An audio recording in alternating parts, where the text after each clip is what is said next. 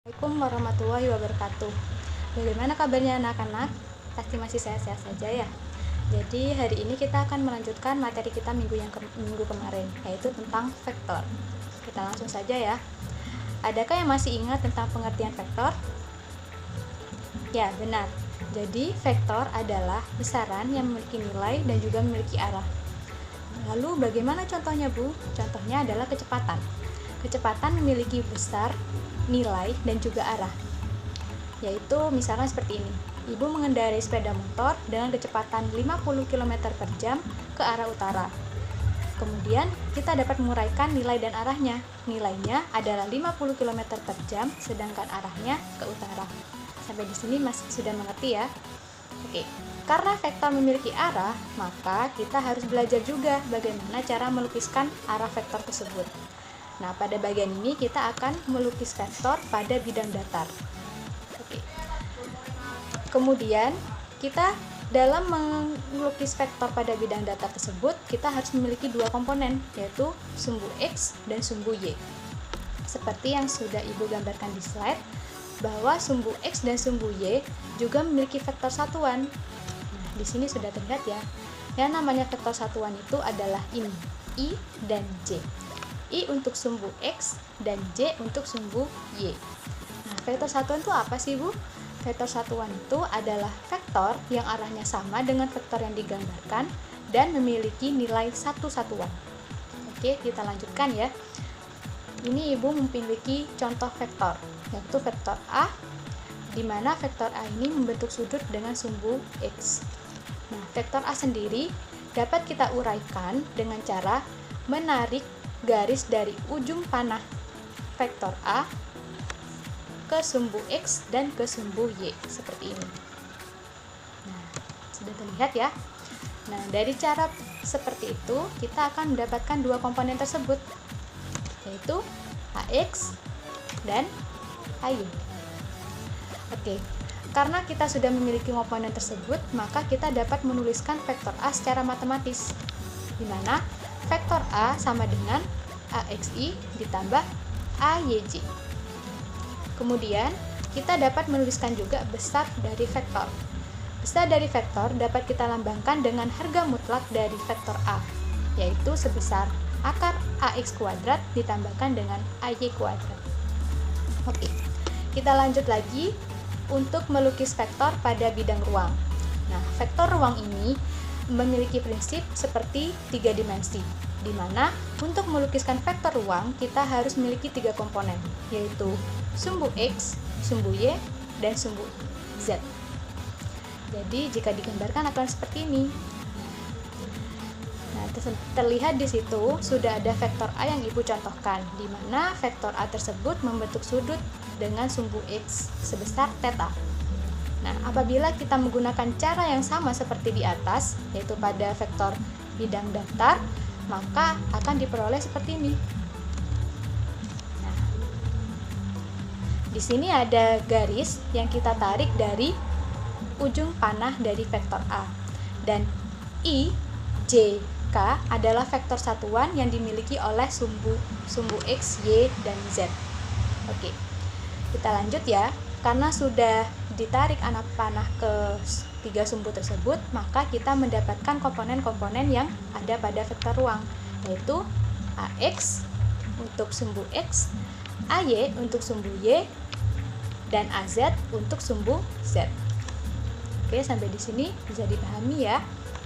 Nah, secara matematis kita dapat menyebutkan bahwa vektor A adalah AXI ditambah AYJ ditambah AZK.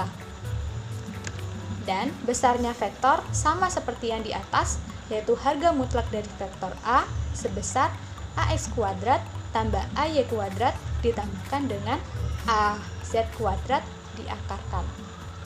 Oke, sampai di sini untuk melukis vektor sudah paham ya? Ya, pasti kalian sudah paham. Nah, karena sudah paham, kita akan lanjut lagi ke penguraian vektor. Nah, untuk menentukan penguraian vektor, langkah pertama adalah menentukan komponen sebuah vektor. Nah, untuk menentukan komponen sebuah vektor, tadi kita sudah pelajari di di saat melukis vektor. Jadi kita uraikan dulu komponen X, Y, Z-nya itu apa saja. Nah, ada prinsipnya dalam penguraian vektor, yaitu hanya vektor yang tidak menempel pada sumbu X atau Y saja yang boleh diuraikan. Contohnya seperti ini. Nah, di sini ada soal, terdapat vektor F yang membentuk sudut alfa, sehingga kita disuruh untuk menguraikan vektor tersebut. Nah, ini gambarnya ya. Nah, di sini sudah terlihat jelas ada vektor F dengan sudut alfa. Nah, ketika kita menarik garis dari ujung panah vektor F ke sumbu X dan sumbu Y, maka terbentuklah Fx dan Fy. Sudah paham ya? Kemudian, ini Fx-nya, yaitu Fy-nya. Nah, kemudian untuk menentukan besarnya Fx dan Fy, kita menggunakan konsep desi. Apakah desi itu? Desi adalah depan sudut menggunakan sin. Maksudnya, garis yang berada di depan sudut alfa, dia akan menggunakan persamaan kosinus dan sinus. Nah, untuk menentukan yang mana menggunakan persamaan sinus dan kosinus, maka kita menerapkan konsep desi. Kita lihat dia di gambar. Nah, ini sudut alfanya. Sudut alfa menghadap garis yang ada di sini. Nah, untuk memudahkan pengerjaan, lebih baik kita memberikan titik pada setiap titik ini.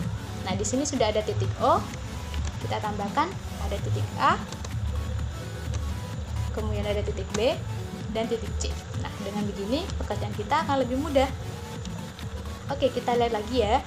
Di depan sudut alfa ada garis AB, di mana kita ketahui bahwa garis AB ini sama panjangnya dengan garis OC. Dan garis OC sendiri adalah besar dari FY. Sehingga dapat kita tuliskan bahwa garis AB sama dengan OC sama dengan FY. Sehingga komponen FY dapat menggunakan persamaan sinus. Nah, seperti itu. Maka Fy-nya menggunakan persamaan sinus menjadi Fy sama dengan F sinus alfa. Sedangkan untuk Fx-nya, karena Fy-nya sudah menggunakan sin, maka Fx akan menggunakan cos. Jadi Fx-nya sama dengan F kosinus alfa. Nah, sekarang kita belajar lagi tentang bagaimana menyatakan besar vektor F.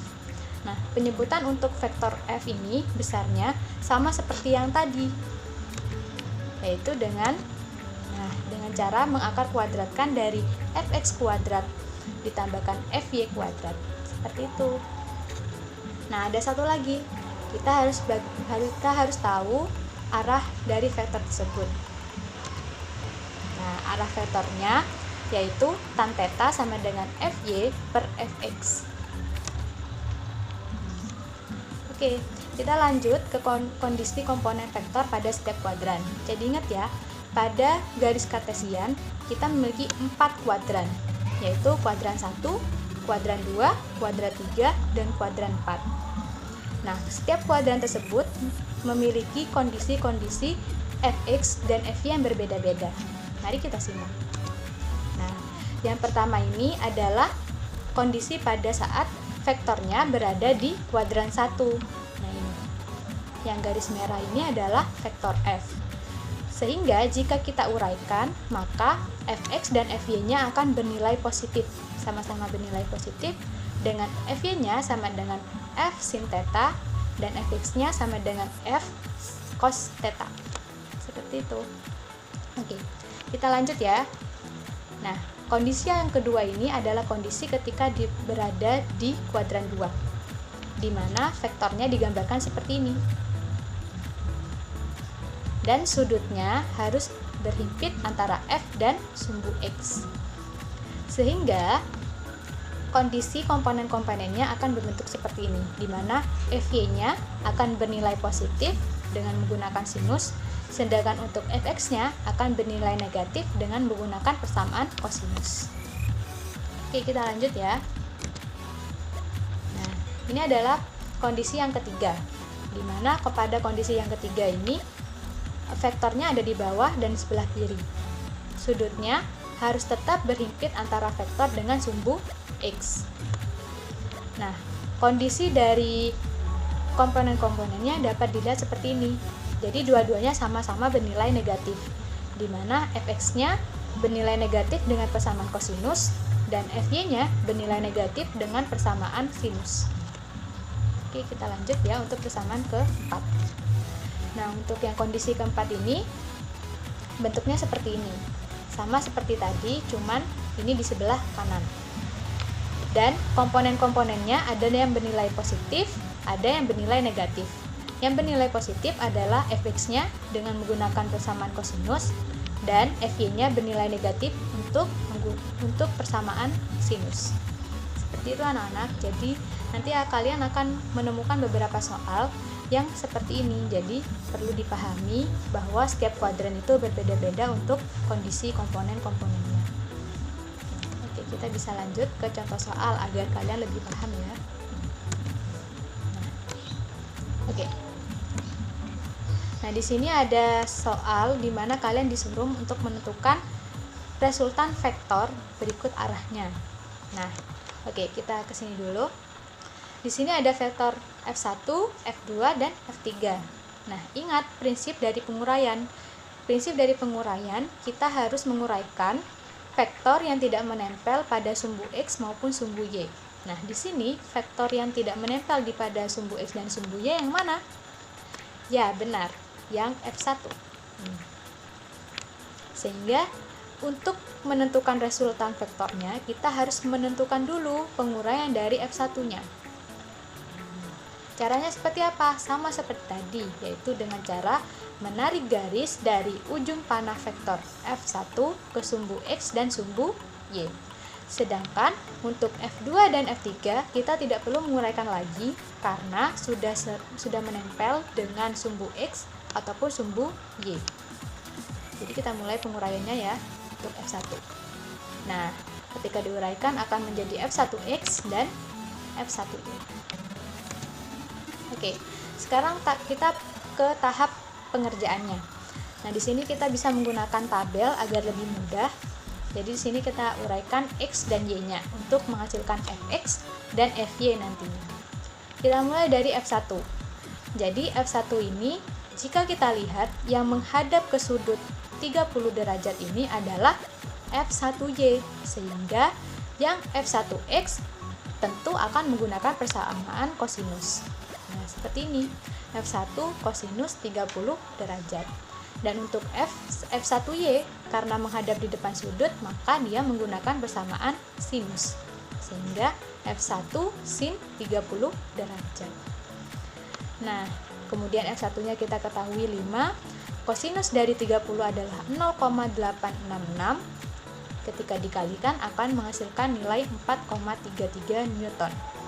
Kemudian untuk F1Y-nya dengan rumus F1 sinus 30 derajat. F1-nya 5, sinus dari 30 derajat adalah 0,5, sehingga mendapatkan nilai sebesar 2,5 Newton. Oke, untuk yang F2X itu nilainya 0. Kenapa? Karena untuk F2 vektornya menempel pada sumbu X dan arahnya ke bawah. Ingat, kalau arahnya ke bawah untuk sumbu X itu nilainya negatif. Nah, untuk yang F3X-nya min 3 karena arahnya ke kiri dan dia menempel pada sumbu X. Sedangkan untuk Fy-nya dia bernilai 0 karena F3 ini arahnya tidak ke atas ataupun ke bawah, tapi hanya ke kiri saja. Oke, selanjutnya kita akan menjumlahkan dari F1, F2, F3 pada bagian X dan juga bagian Y. Untuk bagian X, kita mendapatkan Fx-nya sebesar 1,33 Newton. Sedangkan untuk Fy-nya yaitu 0,5 Newton. Nah, kemudian barulah kita bisa mendapatkan hasil dari resultan vektornya. Resultan vektornya dapat dihitung sebagai berikut, yaitu akar Fx kuadrat ditambahkan Fy kuadrat, sehingga hasil akhirnya akan bernilai 1,4 Newton. Terus bagaimana Bu dengan arahnya? Oke, kita lanjut ke arahnya. Ingat, arah vektor kita hitung dengan nilai tan atau tangan. Tangan theta sama dengan Fy per Fx. Oke, kita masukkan nilai Fx dan Fy-nya, yaitu 0,5 dan 0,5 dibagi 1,33, sehingga menghasilkan 0,33. Nah, sudutnya adalah 21, sehingga dapat kita sebutkan bahwa resultan vektornya adalah 1,4 Newton dengan arah vektornya adalah sebesar sudut 21 derajat. Nah, karena kalian mungkin masih agak kurang paham, Ibu akan menambahkan lagi contoh soalnya. Nah, ini soal kedua sama. Oke, jadi di sini ada dua vektor, di mana vektor pertama itu adalah F1 sama dengan 10 Newton dengan sudut 45 derajat, dan F2-nya adalah 20 Newton dengan sudut 30 derajat. Nah, dari dua vektor tersebut sama-sama tidak menempel pada sumbu X dan Y ya. Nah, karena sama-sama tidak menempel, maka kita harus menguraikan dua-duanya. Oke, kita uraikan ya. Nah, ini untuk yang F1-nya ini untuk F2-nya. Nah, F1-nya akan mendapatkan F1X dan F1Y. Kemudian untuk yang F2 sama akan mendapatkan 2 F2X dan F2Y. Konsepnya sama seperti tadi, bahwa menggunakan konsep desi. Ingat ya, selalu menggunakan konsep desi, di mana yang di depan sudut akan menggunakan persamaan kosinus. Nah, di sini untuk yang F1 dia menggunakan sinusnya pada F1Y, sedangkan untuk yang F2 dia menggunakan sinus juga pada F2Y, sama-sama pada komponen yang Y. Oke, kita perhatikan di tabelnya. F1 pada X akan bernilai F1 kosinus 45 derajat, yaitu 10 dikali 0,7, sehingga menghasilkan 7. Untuk F1Y itu menggunakan persamaan sin, dan menjadi F1 sinus 45 derajat, sehingga hasilnya juga 7. Kemudian untuk yang F2 juga sama seperti langkah di F1. Tapi ingat, pada F2 ini dia berada di kuadran berapa? Ya, di kuadran 3. Nah, kalau berada di kuadran 3, tadi kondisinya seperti apa? Betul sekali.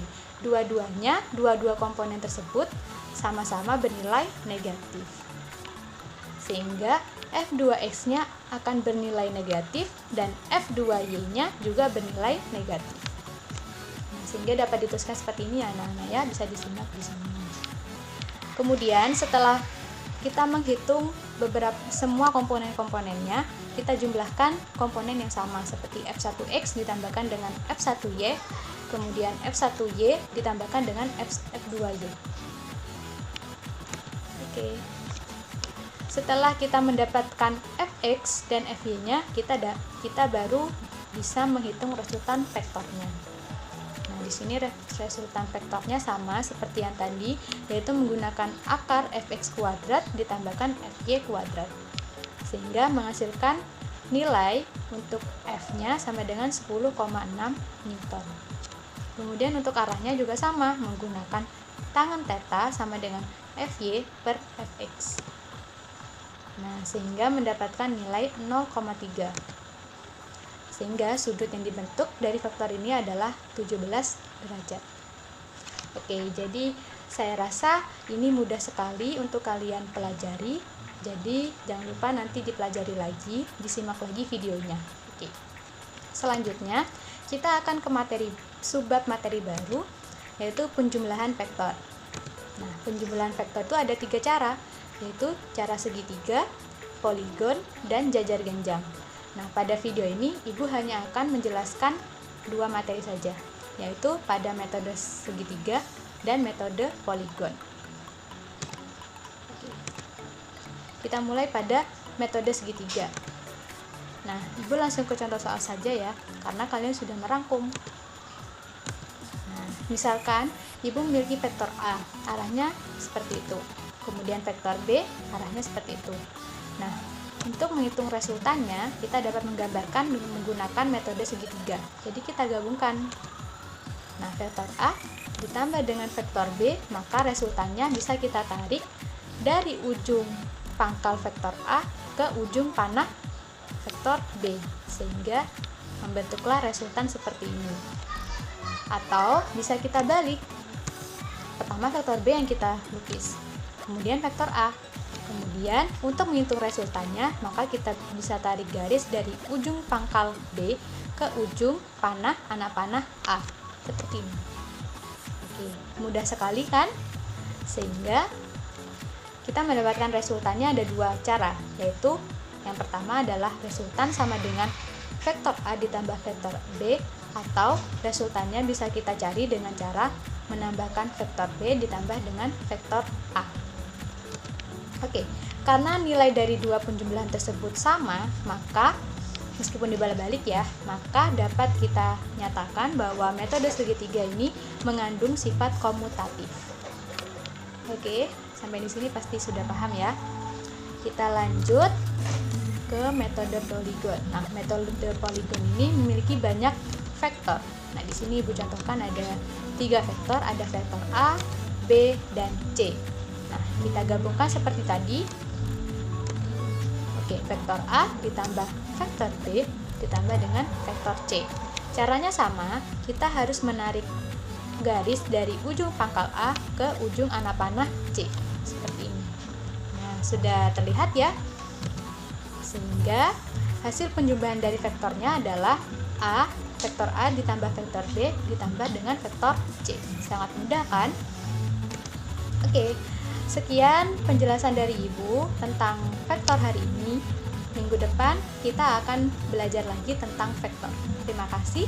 Jika ada yang bertanya, silakan ajukan di Google Classroom atau melalui chat WhatsApp. Terima kasih anak-anak. Wassalamualaikum warahmatullahi wabarakatuh.